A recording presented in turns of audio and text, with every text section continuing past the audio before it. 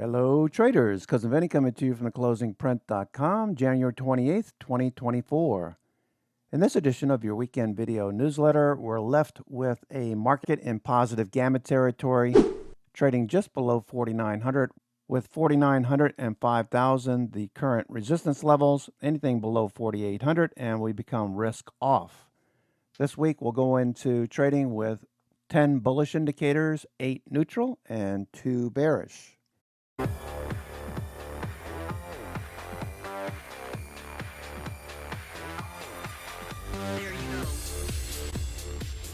This chart depicts price action on Friday right around the 4,900 call wall, with tech stocks suffering disproportionately on Friday, which in turn had a crushing effect on volatility.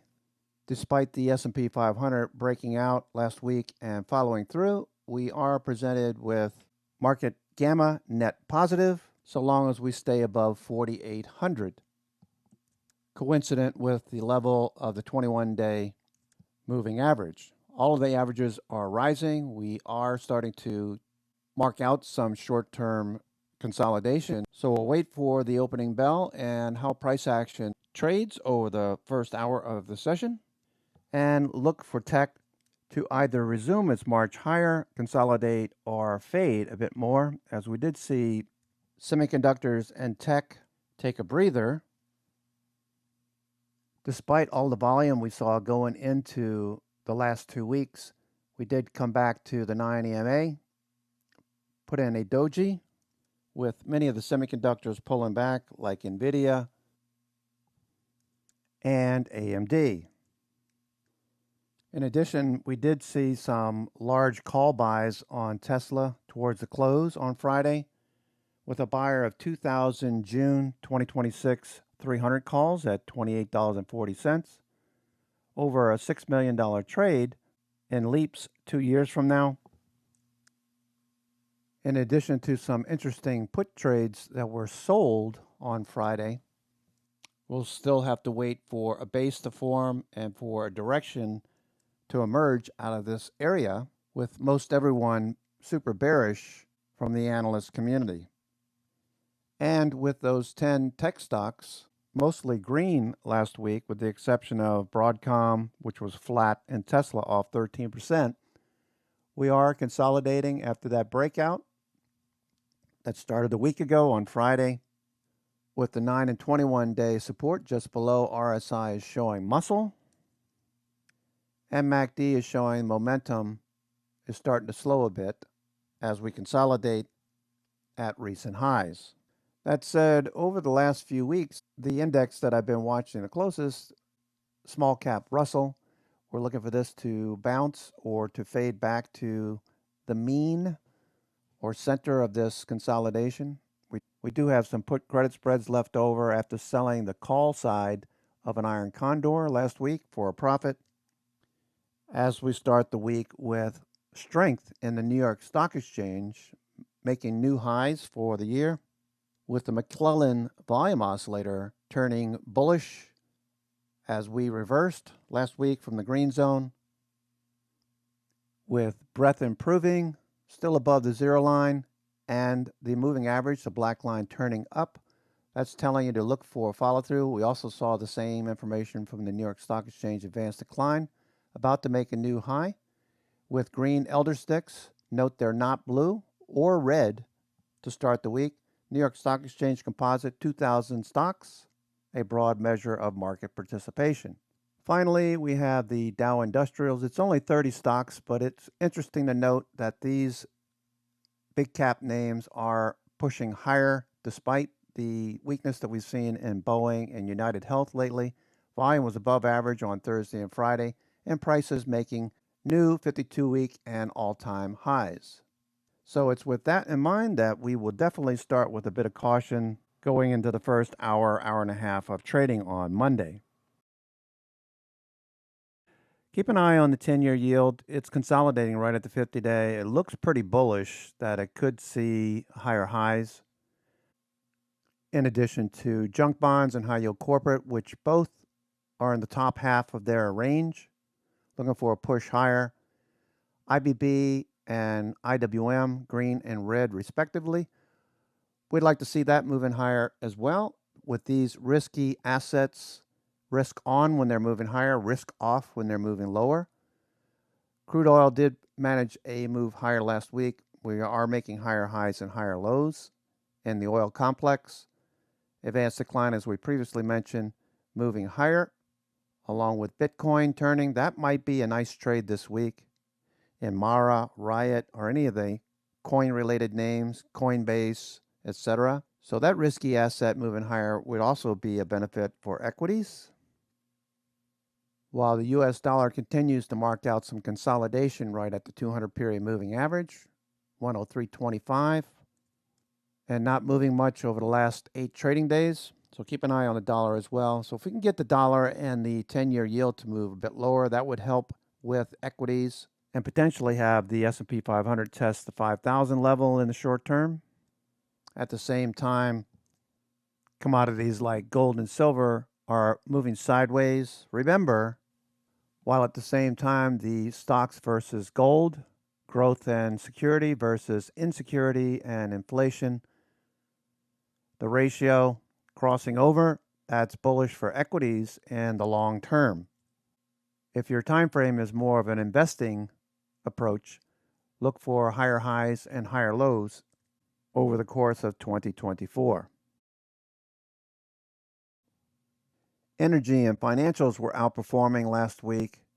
Equipment services also pushing back above its 21-day and 50-day moving averages, with tech and semiconductors pulling back a little bit. There could be some minor rotation that we need to keep an eye out for this week.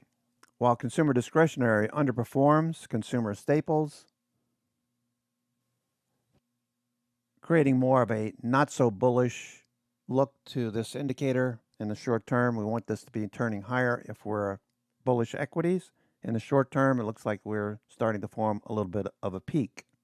Therefore, long-term bullish, intermediate-term bullish, but short-term a little shaky until we see how earnings flush out this week. With IBD 50 stocks looking pretty strong, we do have earnings, SoFi and PHG on Monday. All the big tech names reporting on Tuesday after the close, AMD, Microsoft, Google, and Starbucks. In the retail sector, Qualcomm on Wednesday, in addition to Boeing and MasterCard in the morning. Apple, Amazon, and Meta close out the week on Thursday after the close. So we'll be watching very closely how these tech stocks perform and how the markets react to earnings and guidance, with most of these stocks closing near the highs on Friday. Almost all of these stocks are trading near highs. Very strong look to the group. ELF, retail, following its 21-day moving average higher above its 50-day. Both are sloping up and to the right. GigaCloud, GCT, this is a new one on the IBD 50. This looks pretty strong. Volume was above average on Friday. And we have a crossover with MACD, stochastics turning higher and volume picking up. So look for GigaCloud to follow through this week, potentially, with its 9, 21, 50, 200-day all pointing up and to the right. Trading at 52-week highs, looking for a follow-through back up to IPO highs, more than doubling from where it is presently. This is a really good setup going into this week, with the company beating and showing stellar earnings growth of 5,800%. Revenue grew 39.2% in the last quarter, giving us a good reason to check out GigaCloud Technology this week as a longer-term position. StoneCo is also another standout this week. We got volume picking up, stochastics and MACD turning. MACD is about to cross over. Volume is picking up, with RSI rising and price testing the previous highs.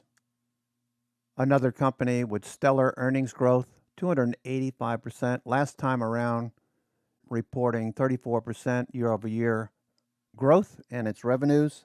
Company in the thick of financial technology solutions. And another reason to keep an eye on this one going forward. StoneCo, STNE. Datadog with a bounce at the 21-day moving average. We're looking for this to follow through and push higher. It has earnings in the short term. A recent credit spread. We're looking for this to push back up towards 125, 130 in the next couple of days.